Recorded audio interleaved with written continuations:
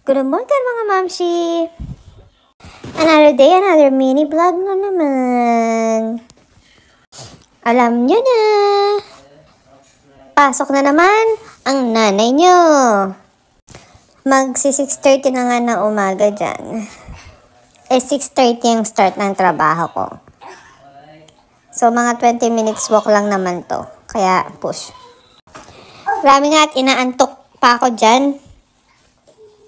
At habang nagbo-voice over ako, may batang maliit na nakiki-voice over din. Nasa tabi ko.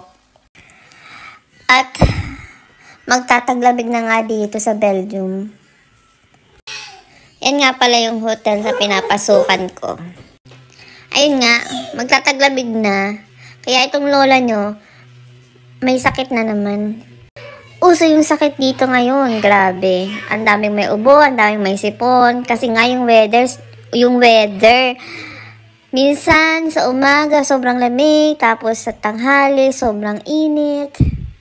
Kaya ito ako, masama ang pakiramdam. Pero alam nyo na, kailangan kumayod. Ang daming bayarin. Ganun naman talaga ang buhay.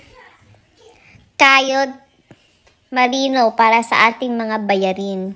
O ayan, nag-clock in na pala ako dyan. Nag-prepare na ako kasi nga, sakto, hindi ako na late. Meron pa akong 3 minutes.